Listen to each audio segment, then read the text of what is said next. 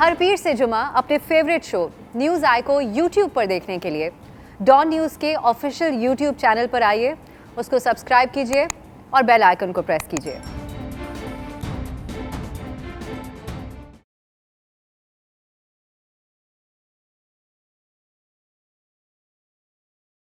السلام علیکم، میں ہوں افسا کومل۔ آج کل پیپلز پارٹی کا سب سے بڑا ہدف نون لیگ نظر آ رہی ہے، جیسا کہ آپ سن بھی رہے تھے بلاول بھٹو کا خطاب۔ آزاد کشمیر میں پیپلز پارٹی کی انتخابی مہم چلاتے ہوئے بلاول بھٹو زرداری نے ایک سے زیادہ بار نون لیگ پر وار کیا ہے۔ پہلے انہوں نے نون لیگ کو مودی کو دعوتیں دینے کا تانا دیا، پھر اب گفتگو جس طرح آپ سن رہے تھے انہوں نے کہا کہ شیر والے اب بلی نہ بنیں، میدان سے نہ بھاگیں بلکہ شیر بنیں اور شیر کی طرح کٹ پتلی کا مقابلہ کریں۔ سوال یہ ہے کہ پیپلز پارٹی کا سب سے بڑا ہدف آخر آج کل مسلم لیگ نون ہی کیوں بن چکی ہے؟ مریم نواز جو کہ وہیں آزاد کشمیر میں موجود ہیں، وہ سیاسی جلسوں سے خطاب تو کر رہی ہیں لیکن بلاول کی تنقید کو وہ مسلسل نظر انداز کرتی ہوئی نظر آ رہی ہیں۔ ان کی توپوں کا رخ پیپلز پارٹی کے بجائے پی ٹی آئی کے ہی جو ان کی حریف، جس کو لوگ سمجھتے ہیں بنیادی حریف، انہی کی طرف ہے۔ سوال یہ ہے کہ کیا مسلم لیگ نون کو اب بھی پیپلز پارٹی سے کسی قربت کی امید ہے یا پھر اندر خانے کچھ اور چل رہا ہے؟ نون لیگ یہ سمجھتی ہے کہ وہ پیپلز پارٹی کے لیے نرم رویہ رکھ کر کشمیر میں کوئی بڑا سیاسی اپ سیٹ کر سکتے ہیں۔ بہت سارے سوالات ہیں جو جنم لیتے ہیں۔ دوسری طرف حکومت ہے جو کہ دونوں بڑی اپوزیشن جماعتوں کی لڑائی کو کافی انجوائے کرتی ہوئی نظر آ رہی ہے۔ حکومت کو پی ڈی ایم کی تقسیم ترین گروپ کا معاملہ طے ہونا ہو یا پھر بجٹ کا معاملہ ہو جو کہ پاس ہو گیا، وہ بظاہر اب دور دور تک ہمیں حکومت کی طرف کوئی پریشانی نظر نہیں آ رہی ہے، کافی کانفیڈنٹ نظر آ رہی ہے۔ اس پہ بھی سوال یہ اٹھتا ہے کہ حکومت جو احتساب کا بیانیہ پٹنے اور مہنگائی کی وجہ سے تنقید کا نشانہ ہے، کیا ان فرصت کے لمحات میں اپنی کارکردگی کو بہتر بنا سکے گی یا پھر پاپولر بیانیے اور بڑے بڑے بیانات اور دعووں پر ہی اکتفا کرے گی، جیسا کہ آج کل ہم دیکھ رہے ہیں۔ آج کے پروگرام میں ان سوالوں پر ہم سینئر تجزیہ کاروں سے بات کریں گے۔ کل ہم نے اسی موضوع پر سینئر سیاستدانوں سے، مختلف جماعتوں کے نمائندوں سے بات کی تھی، اور اب پروگرام کے آخری حصے میں ہم ذرا کووڈ کی جو نئی لہر ہے، جو ڈیلٹا ویریئنٹ ہے، اس بارے میں بھی بات کریں گے، اسلام آباد کی انتظامیہ سے رابطہ کریں گے۔ ابھی میں تعارف کرا دیتی ہوں ہمارے مہمانوں کا۔ میرے ساتھ ہیں اویس توحید صاحب اور زیغم خان صاحب۔ آپ دونوں سینئر تجزیہ کار ہیں اور یقیناً کسی تعارف کے محتاج نہیں ہے۔ بہت بہت شکریہ آپ دونوں کا۔ زیغم صاحب، آپ سے آغاز کرنا چاہوں گی۔ یہ شروع سے ہی کہا جا رہا تھا جب پی ڈی ایم کی بنیاد رکھی گئی کہ یہ بڑا غیر فطری قسم کا اتحاد ہے، لیکن اب وہی بات ثابت بھی ہو رہی ہے اور ثابت بھی اس انداز میں ہو رہی ہے کہ پیپلز پارٹی کا سب سے بڑا ہدف نون لیگ ہے۔ آپ کی نظر میں کیا وجہ ہے اس کی؟ دیکھیے، جب پی ڈی ایم بنی تھی تو اس وقت پی ڈی ایم بننے کی جو وجوہات تھیں وہ یہ تھیں کہ دونوں پارٹیاں بہت پریشر میں تھیں حکومت کی طرف سے اور ان کو کوئی سپیس اویلیبل نہیں تھی، ان کے لیے اپوزیشن کرنا مشکل ہو رہا تھا۔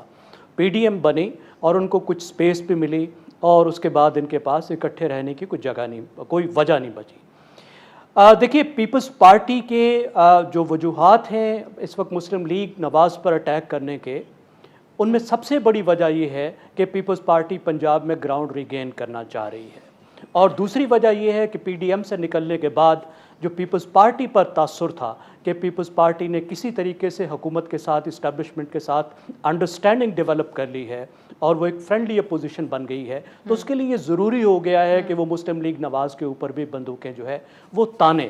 اب سوال یہ ہے کہ does it really make political sense? کیا پنجاب کو ریگین کرنے کا طریقہ یہی ہے کہ مسلم لیگ نواز کے خلاف اس طرح کا محاذ کھولا جائے جس طرح پیپلز پارٹی نے کھولا ہے؟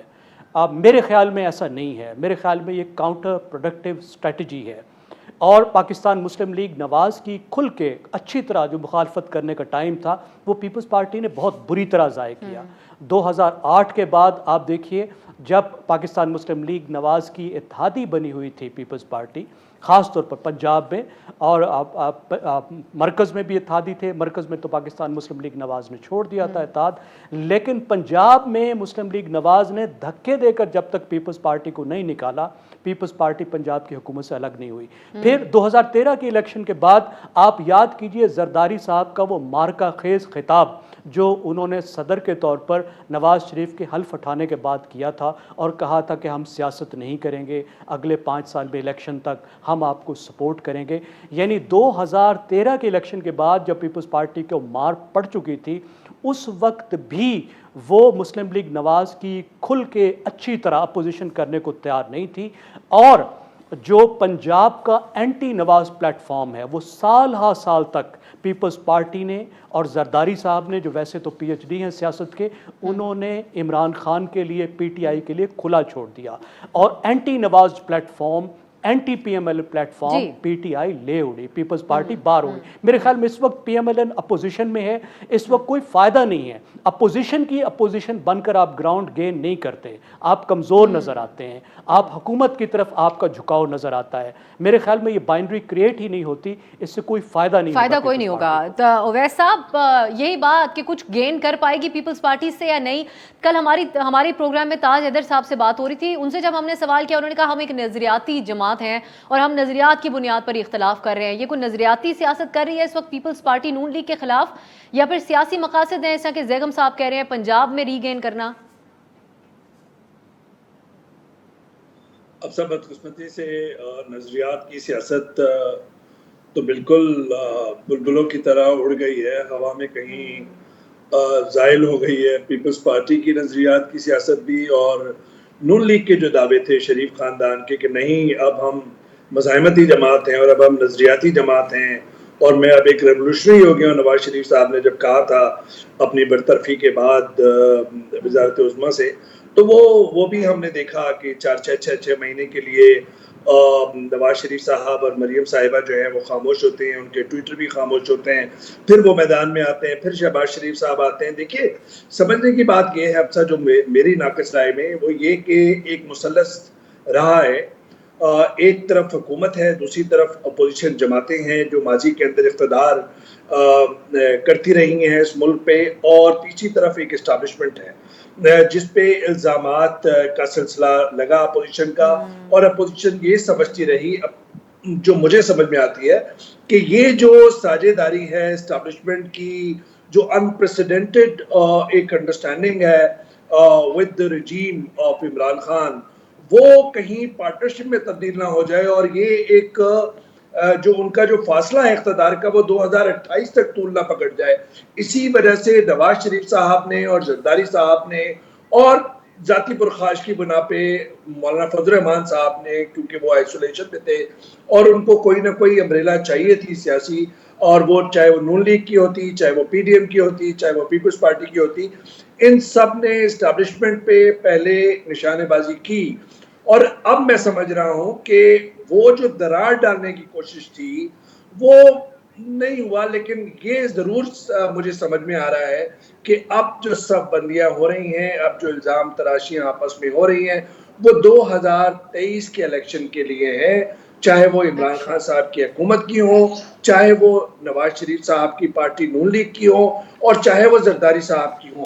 ہاں یہ ضرور ہے کہ پیپلز پارٹی نے جس طرح پاسا پلٹا ہے، جس طرح زرداری صاحب چاہ رہے ہیں کہ وہ چودھریوں سے مل کے، وہ سردار اختر سے مینگل سے مل کے پھر ایک اتحاد ایسا بنائیں کہ جنوبی پنجاب میں ایک ڈیجٹ، یاد رکھیے گا کہیں شاید ہم پھر پروگرام کریں، 34 سیٹوں کا ہدف انہوں نے پنجاب کا لیا ہے زرداری صاحب نے، اور زرداری صاحب کیا نظریات کی سیاست کریں گے؟ وہ پاپولسٹ پولیٹکس پہ بلیو ہی نہیں کرتے، وہ تو ایک بیک ڈور چینل کے ایک پولیٹکس کرنے کے آدمی ہیں، ویلنگ ڈیلنگ کے آدمی ہیں، تو ان سے یہ امید لگانا۔ لیکن یہ ضرور ہے کہ بلاول بھٹو صاحب کا جو ایک اسٹیچر تھا اس میں کہیں نہ کہیں گراوٹ محسوس ہو رہی ہے کہ الزام تراشیاں وہ اس لیول پہ کر رہے ہیں جس طرح ایک روایتی سیاستدان کر رہے تھے، تو وہ اپنی جو نیش میں جو ان کی سپورٹ تھی لبرل پروگریسو لوگوں کی، معتدل لوگوں کی، اس کو کھوئیں گے، اس میں ایک ڈینٹ پڑتا جا رہا ہے بلاول صاحب کو۔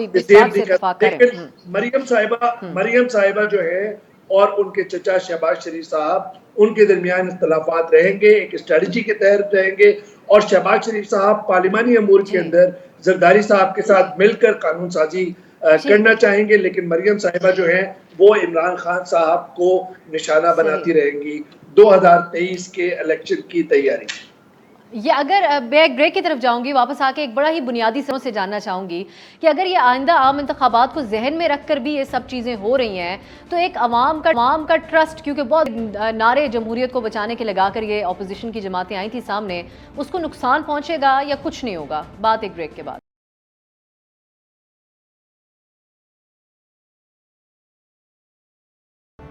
ब्रेक के बाद खुश आमदीद। हम बात कर रहे हैं मुल्क के सियासी मंजरनामे पर। ज़ेगम खान साहब, आपसे मैं चाहूँगी कि आप इस पे कमेंट, बल्कि दोनों से ही मैं इस पे कमेंट लूँगी। आप पहले बताइएगा कि पीडीएम बनने और टूटने से ज़्यादा नुकसान इन दोनों सियासी जमातों में से किसका हुआ है? क्योंकि एक बयानिया बिल्ड किया गया, पहले आवाम को बताया गया कि जमहूरियत इस मुल्क की बहुत ज़्यादा ख़तरे में है, उसको बचाने के लिए हम जमातें और पीडीएम में शामिल जो दीगर जमातें हैं वो एक प्लेटफॉर्म पर इकट्ठे हो रहे हैं। उसके बाद मरियम नवाज से बेनज़ीर की शहीद की बरसी के मौके पर नारे भी जीए भुट्टो के लगवा लिए गए। अब बिलावल साहब जो इंतहाई रवैया अपना रहे हैं, आप लोगों ने भी गुफ्तगू की कि उसको इतना पसंद नहीं किया जा रहा है, तो ये सारी सिचुएशन के अंदर इन दोनों अपोजिशन की जमातों में से नुकसान किसका हुआ है ज़्यादा? मेरे ख्याल में ज़्यादा नुकसान पीपल्स पार्टी का हुआ है और उसकी दो वजूहात हैं। पहली बात तो ये है कि जिस तरह पीपल्स पार्टी पीडीएम से बाहर गई, आपको याद है जिस तरह जरदारी साहब ने बयान दिया, यानी अलग होते हुए पीपल्स पार्टी ने जो तरीका अख्तियार किया वो इस तरह किया कि तमाम तर जो उसका मुद्दा है वो पीपल्स पार्टी पर ही आकर गिरा। ऐसा लगा कि पीपल्स पार्टी ने ही छोड़ा है और पीपल्स पार्टी ही कसूरवार है पीडीएम को टूटने की। और फिर मुस्लिम लीग नवाज ने भी ये श्योर किया, मौलाना ने भी और मुस्लिम लीग नवाज ने भी कई महीने तक मुसलसल कोशिश से ये यकीनी बताया कि पीपल्स पार्टी को पीडीएम छोड़ने की सज़ा दी जाए। उन्होंने एक नैरेटिव बिल्ड किया। तो एक तो पीडीएम को जिस तरह पूरी मूवमेंट बिल्ड हुई थी, लोगों की एक्सपेक्टेशन बिल्ड हुई थी, मोबिलाइजेशन हुई थी, अपोजिशन ने इलेक्शन जीते थे, उस तमाम में जब एकदम से वो मोमेंटम ब्रेक हुआ तो जो हुकूमत के मुखालिफ एक इतना बड़ा एक सेंटिमेंट है और लोग हैं, उनकी नज़र में पीपल्स पार्टी की जो साख है वो ख़राब हुई, पहली बात। दूसरी बात मेरी राय में यह है कि पीडीएम की एक बहुत बड़ी बेनिफिशियरी पीपल्स पार्टी बनकर उभर रही थी। उसकी वजह यह है कि पीपल्स पार्टी साल हर साल से सिंध में महदूद है, पंजाब में तो वो कोई बड़ा जलसा करने के भी काबिल नहीं है। फिर जरदारी साहब ने बिलावल को इतने साल से इन्फेंटलाइज बच्चा बना के रखा था, जरदारी साहब ने और उनकी हमशीरा ने उनको कोई इंडिपेंडेंट प्लेटफॉर्म नहीं दे रहे थे। तो पीडीएम ने पीपल्स पार्टी को, बिलावल भुट्टो को एक प्लेटफॉर्म दिया जिसके ज़रिए से वो पंजाब तक दोबारा उन्होंने रीच आउट किया और केपी में रीच आउट किया। केपी में भी वो बहुत कमज़ोर हो गए थे। तो आपने देखा कि बिलावल की उस वक्त पॉपुलैरिटी में भी सर्ज आया था, खुद पीपल्स पार्टी की पॉपुलैरिटी में भी सर्ज आया था और ऐसा लगता था कि पीपल्स पार्टी के लिए पंजाब में खसूसन और केपी में और दूसरी जगहों में भी राहें खुलने लगी हैं। मेरे ख्याल में पीडीएम से बाहर निकलने के बाद जो इतना बड़ा प्लेटफॉर्म पीपल्स पार्टी को मिला था और बिलावल भुट्टो को मिला था और एक anti government anti establishment platform जो जाहिर है पीपल्स पार्टी जिस पर तारीखी तौर पर थ्राइव करती रही है, पीपल्स पार्टी उस प्लेटफॉर्म से भी महरूम हो गई है। तो इन दो वजूहात की बिनाद पे मैं समझता हूँ कि पीडीएम से निकलने का काफ़ी नुकसान हुआ है पीपल्स पार्टी को हुआ है आपकी नज़र में। उवैस, अब ये जो मौजूदा हुकूमत है, इन्होंने एक बहुत ही मजबूत बयानिया, पॉपुलर बयानिया बिल्ड किया कि ये जो दो आजमूदा जमातें हैं, पीपल्स पार्टी और मुस्लिम लीग नून, ये इस कौम के साथ मुखलिस नहीं है, ये चोरी करते हैं, करप्शन करते हैं और बारियां लगाते हैं। अब ये जो पीडीएम के प्लेटफॉर्म से इकट्ठे बैठे और उसके बाद अलग हो गए, इसमें आपकी नज़र में भी एक तो बताएगा कि डैमेज क्या दोनों की तरफ बराबर हुआ है या किसकी तरफ ज़्यादा हुआ है? और दूसरी बात ये कि ये आगे के लिए जो है वो ट्रस्ट जो आवाम का होता है अपोजिशन की जमातों पे कि एक हुकूमत है अगर वो डिलीवर नहीं कर रही तो अपोजिशन के खिलाफ आवाज़ उठाएगी, वो किस हद तक ब्रेक हुआ है? देखिए, बदकिस्मती से अच्छा हमारे मुल्क के अंदर एक जो पार्लिमानी निज़ाम है जमहूरियत के तसलसल का, उसको तो एक्सेप्ट किया है हमने, लेकिन जो जमहूरी इक़दार होती हैं, जमहूरी कल्चर होता है, वो इवॉल्व ही नहीं कर पाए। तो ये सारी जमातें जो नून लीग है वो शरीफ ख़ानदान के गिर्द घूमती है, इसी तरह पीपल्स पार्टी के जी जरदारी साहब का जो लफ्ज़ होगा वो आखिरी होगा, और इसी तरह तहरीक इंसाफ, ठीक है उसमें इतने मौरूसी वो असरात नहीं है, लेकिन इमरान खान साहब जो भी कहेंगे वही हमारे लिए हुक्म होगा। तो इस तरह की सियासत करने से ज़ाहिर बात है कि आप जमहूरियत को तो जला नहीं बख्श रहे। तो इसका मतलब है कि जमहूरियत का, इस जमहूरी निज़ाम का और सियासी क़ुव्वतों में टेंट पड़ा है, उसको कमज़ोरी हुई है। उसमें ये बात आपने जो अभी बात करी थी वो तो उसमें दो राय नहीं है। लेकिन देखिए, मैं ये ज़गम साहब से एक थोड़ा सा इख्तलाफ करता हूँ। मैं समझता हूँ कि पीडीएम के प्लेटफॉर्म से ये सारी अपोजिशन जमातें एक स्पेस लेना चाह रही थी और वो इस्टेब्लिशमेंट से एक स्पेस लेना चाह रही थी बदकिस्मती से, اور اس کے اندر کہیں نہ کہیں وہ سمجھتی ہیں کہ انہیں اسپیس ملا اپنے اپنے طور پر، اور پیپلز پارٹی کی قربانی جو ہے وہ نہیں دینی تھی ان کو. یہ سب کو پتا تھا، جو بھی پولیٹکس کو جانتا ہے، کہ وہ سندھ کا اقتدار کیوں قربان کریں گے. لیکن جو سب سے زیادہ فائدہ مجھے پی ڈی ایم کی پلیٹ فارم سے لگتا ہے وہ مریم صاحبہ کو ہوا ہے. مریم صاحبہ ایک نیشنل لیڈر کے طور پہ ابھری ہیں. مریم صاحبہ ایک اختلاف ہو، کسی کو اتفاق ہو، لیکن ایک اپنے چاہنے والوں وہ فائدہ سسٹین کیا ہے اویس. اب خاموشی نے اس سب کو جو انہوں نے بلڈ کیا تھا اس کو، یہ جو خاموشی اب انہوں نے اختیار کی ہے، اس نے نقصان نہیں پہنچایا؟ یہ تو ظاہری بات ہے، لیکن ایک میں پی ڈی ایم کی بات کر رہا تھا. دیکھیے پی ڈی ایم کا ایک مستقل رہنا وہ تو ایک ان نیچرل تھا، کیونکہ ساری جماعتوں کا جیسے ہی انتخابات کوئی ہوں گے، ضمنی انتخابات ہوئے، سارے الگ الگ ہو گئے، چاہے وہ کراچی کا انتخاب ہو، چاہے کوئی اور بھی انتخاب آپ دیکھ لیجئے.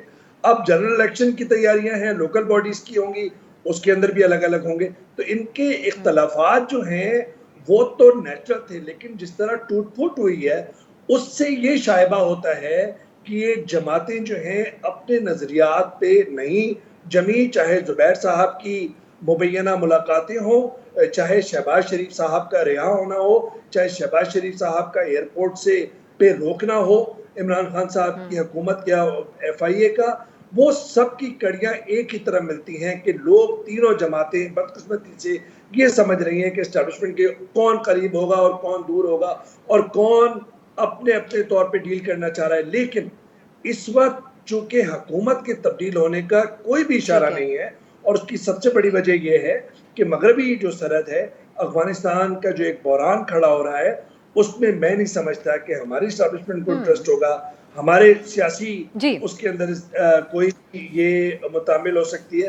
میں یہ سمجھ رہا ہوں کہ چاہے وہ آپ کے سوال پہ کہ چاہے وہ شہباز شریف صاحب کا رہا ہونا ہو، چاہے مریم صاحبہ کی خاموشی ہو، چاہے نواز شریف صاحب کے تیر انداز بیانات کو کم ہونا ہو، چاہے آصف زرداری صاحب کی چودھری برادران سے ملاقات ہو، یا جہانگیر ترین کے گروپ پہ نظریں گاڑنا ہو، چاہے وہ جنوبی پنجاب میں احمد مخدوم صاحب پہ کے اوپر انویسٹمنٹ کرنا ہو، وہ سب ہمیں یہ بات لگتی ہے کہ کہیں نہ کہیں سمجھوتوں کی سیاست ہے، اور کوئی نہ کہیں یہ سب بندیاں 2023 کے انتخابات کی طرف ہیں، اور اسی کے لیے راہیں اپنی ہموار کر رہے ہیں یہ سارے سیاسی کھلاڑی. بالکل ٹھیک ہو گیا. ایک بریک کی طرف جائیں گے، پھر میں واپس آ کے آپ لوگوں سے بھی پوچھنا چاہوں گی کہ یہ بیانیہ ایگزسٹ بھی کرتا ہے، کیونکہ شاہد خاقان صاحب کا آج کل ایک بیان ہے جس میں انہوں نے کہا جوش خطابت میں بہت سی باتیں کہہ دی جاتی ہیں، اور ہم اس کا کمپیریزن کر رہے ہیں پرائم منسٹر عمران خان صاحب کے یو ٹرن والے بیانات کے حوالے سے کہ اچھے یو ٹرن بھی ہوتے ہیں، برے بھی. بات کریں گے ایک بریک کے بعد.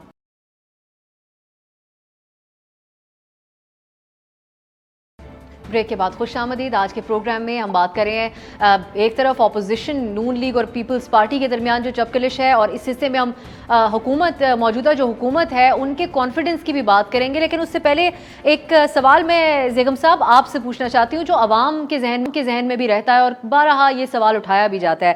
کیا اس وقت ہمارے ملک میں نظریے کی کوئی سیاست ایگزسٹ بھی کرتی ہے، یا پھر اپنے مفاد کے حوالے سے جب ضرورت پڑتی ہے بڑے بڑے بیانات دے دیے جاتے ہیں اور جب ضرورت پڑتی ہے خاموشی اختیار کر لی جاتی ہے؟ کیونکہ پچھلے کچھ عرصے میں ہم نے ایسا بار بار ہوتے ہوئے دیکھا ہے.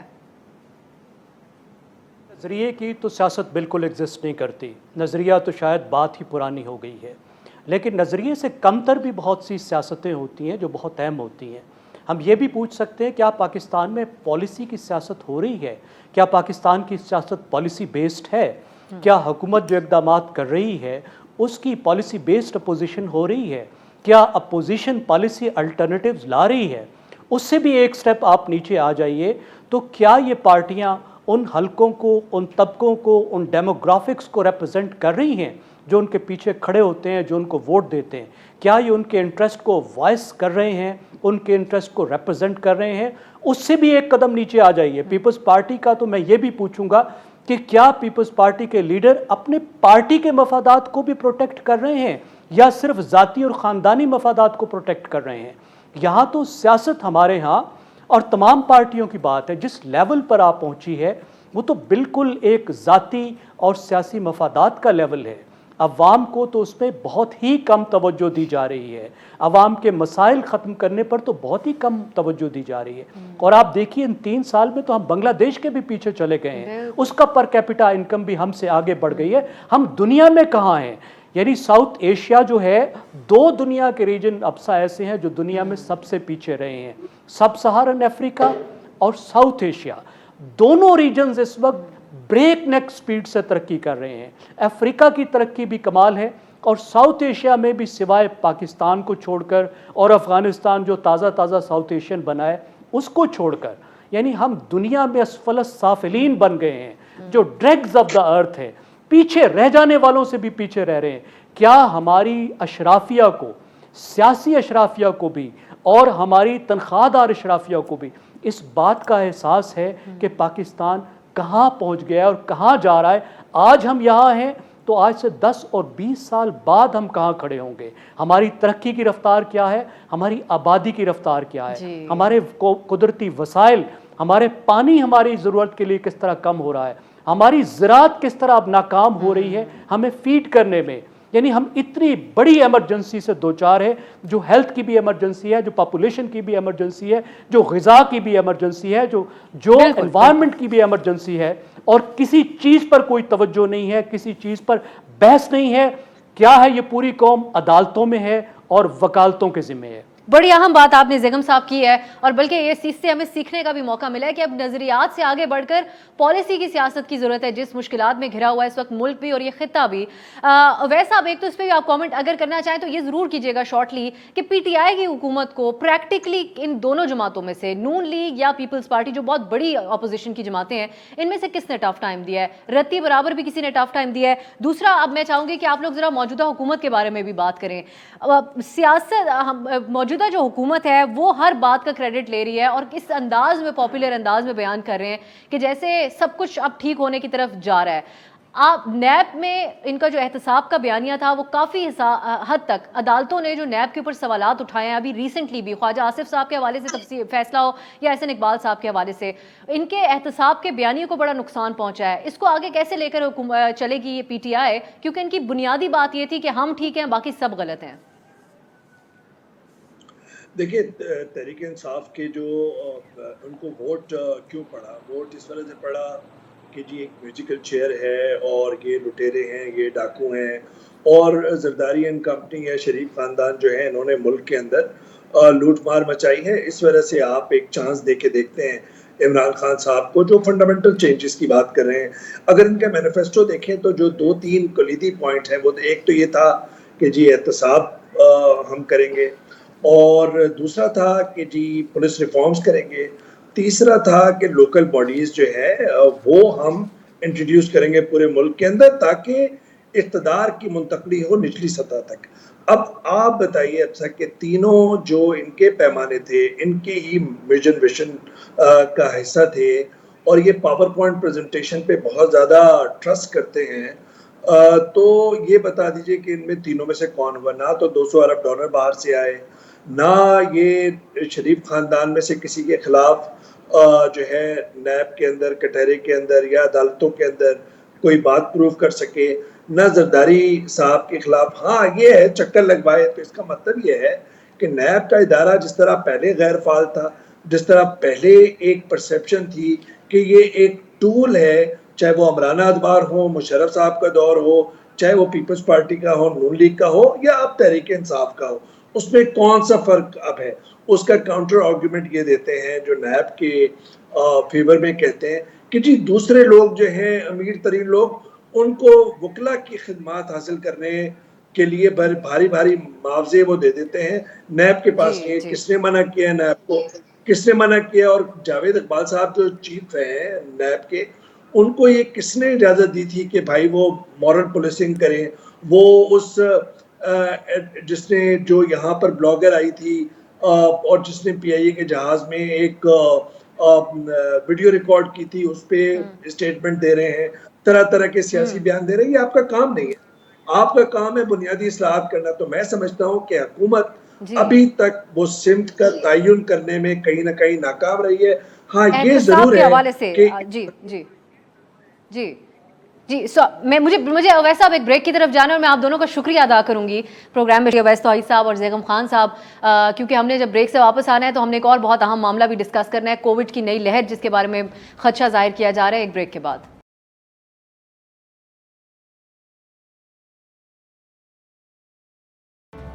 ब्रेक के बाद खुश आमदीद। कल प्राइम मिनिस्टर इमरान खान ने भी आवाम से अपील की है कि एहतियात करें क्योंकि ख़तरा है कोरोना वायरस की चौथी लहर का, और ये खदशा जाहिर किया जा रहा है कि जो भारत वाला वेरिएंट है, डेल्टा वेरिएंट, वो आ सकता है। और आपने और हमने देखा कि भारत में क्या हालात बने थे। हम इस्लामाबाद में क्या सूरत हाल और क्या ख़ास इक़दाम अब चौथी लहर उस हवाले से किए जा रहे हैं, हमने इस हवाले से रब्ता किया है DHO district health officer Islamabad doctor Zaeem Zia का। बहुत शुक्रिया डॉक्टर साहब आपके वक्त के लिए।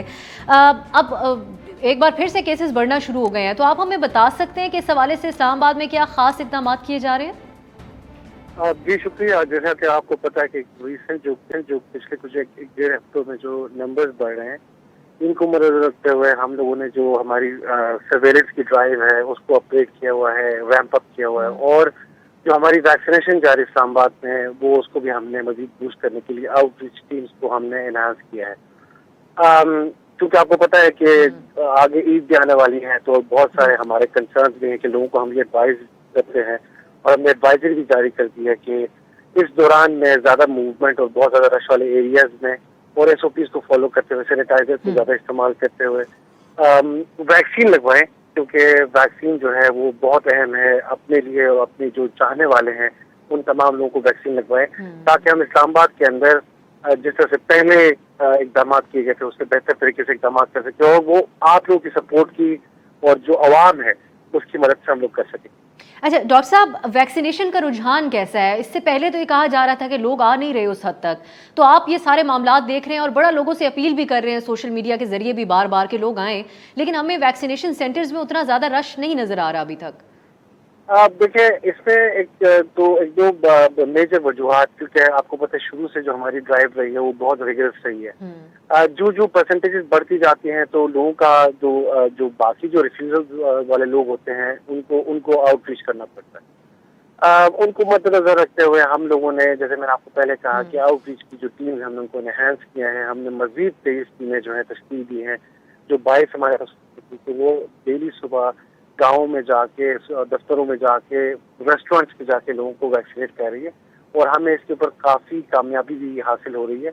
लेकिन आप लोगों के थ्रू हम लोगों को मैसेज देंगे कि वैक्सीनेशन ज़रूर कराएं, क्योंकि अगर हमने मामूलात ज़िंदगी को वापस नॉर्मलाइज करना है तो हमें इस ड्राइव की मदद करनी पड़ेगी, और आप लोगों की सेफ्टी इसी में है कि आप लोग वैक्सीन कराएं। और हमारे जो स्टाफ है वो 24 घंटे अवेलेबल है, मास वैक्सीन सेंटर की शक्ल में, ड्राइव थ्रू की शक्ल में, आउटरीच की शक्ल में, और फिक्स सेंटर्स की शक्ल में।